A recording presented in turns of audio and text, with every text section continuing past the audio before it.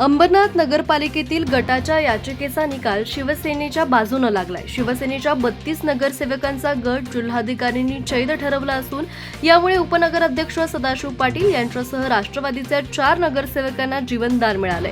अंबरनाथ नगरपालिकेच्या निवडणुकीत भाजपाच्या थेट नगराध्यक्षा निवडून आल्या होत्या, तर उपनगराध्यक्ष आणि सभापती पदांसाठी 30 ही मॅजिक फिगर सुद्धा करावी लागणार होती। शिवसेना आणि एक अपक्ष असं 28 संख्याबळ होतं, तर भाजपा 15, काँग्रेस निलंबित 12 आणि राष्ट्रवादी 4 या गटाचं 31 संख्याबळ होतं। त्यामुळे भाजपाच्याच गटाचा उपनगराध्यक्ष सुद्धा बसणार हे निश्चित असताना राष्ट्रवादीचे 4 नगरसेवक फुटले आणि सेनेच्या गटात गेले। परिणामी भाजपला उपनगराध्यक्ष पद गमवावं लागल्यानं भाजपानं कोणता गट अधिकृत आहे याबाबत जिल्हाधिकाऱ्यांकडे याचिका दाखल केली। या याचिकेचा निकाल 7 मे रोजी जिल्हाधिकाऱ्यांनी जाहीर केला। यामध्ये शिवसेनेच्या 32 नगरसेवकांचा गट वैध ठरवण्यात आलाय। त्यामुळे शिवसेनेचा एक स्वीकृत नगरसेवकही वाढणार असून सभापती पदांच्या निवडणुकीचाही मार्ग मोकळा झालाय। यानंतर हा सत्याचा विजय असल्याचं म्हणत सत्यमेव जयते अशी प्रतिक्रिया शिवसेनेचे ज्येष्ठ नगरसेवक राजेंद्र वाळेकर यांनी दिली आहे। तर शिवसेना शहरप्रमुख अरविंद वाळेकर यांनी स्वीकृत नगरसेवक निवडीत पीठासीन अधिकारी म्हणून मिळालेल्या अधिकाऱ्यांचा नगराध्यक्षांनी गैरवापर केल्याचा आरोप केलाय।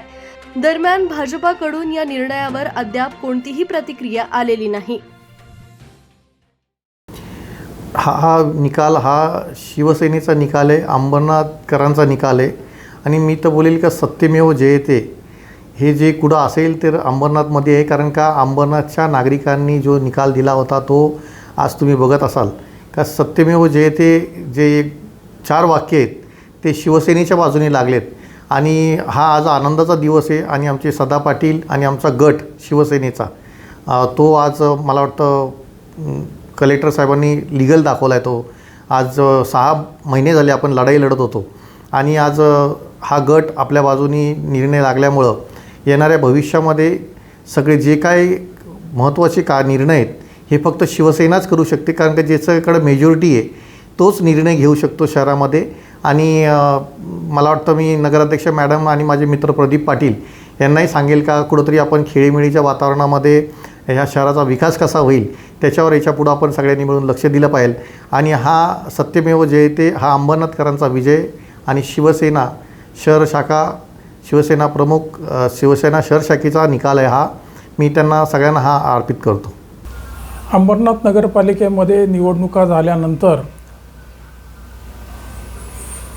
वेगवेगळ्या पक्षाच्या नगरसेवकांनी गट स्थापन केले। एखादा गट एखाद्या बरोबर राहायचा नसेल तर तो 30 दिवसाच्या आत तो गट सोडू शकतो आणि दुसऱ्या गटाबरोबर जाऊ शकतो।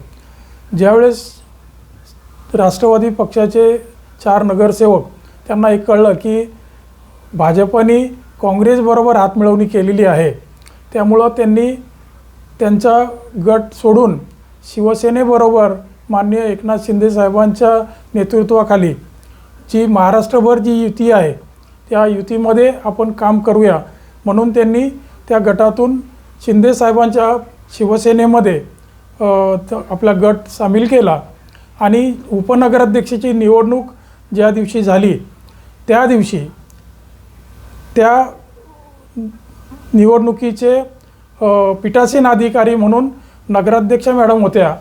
नगराध्यक्ष मॅडमनी आपल्या पदाचा गैरवापर करून 32 नगरसेवकांनी हात वर केल्यावर राष्ट्रवादीचे सदा पाटील हे उपनगराध्यक्ष म्हणून निवडून दिले। परंतु आपल्या स्वतःच्या पीठासीन अधिकाऱ्याचा गैरवापर करून त्यांनी भाजपचे 3 नगरसेवक हे घोषित करून राष्ट्रगीत बोलले आणि सभा संपवली। त्याचमुळं ते स्वतः हायकोर्टात गेले आणि हायकोर्टाने कलेक्टर साहेबांकडे पाठवलं। मान्य जिल्हाधिकाऱ्यांनी आज निकाल दिलेला आहे की 4 नगरसेवक आपला गट सोडून दुसऱ्या गटात 30 दिवसाच्या आत जाऊ शकतात। म्हणून उपनगराध्यक्ष आणि शिवसेना राष्ट्रवादीचे 3 कॉप नगरसेवक हे अंबरनाथमध्ये झालेत। हा विजय सत्याचाच आहे। आमचे खासदार डॉक्टर श्रीकांत शिंदे, माननीय एकनाथ शिंदे साहेब हे कुठलीही चुकीचं काम करणार नाहीत म्हणून हा विजय प्राप्त झालेला आहे असं मला वाटतं।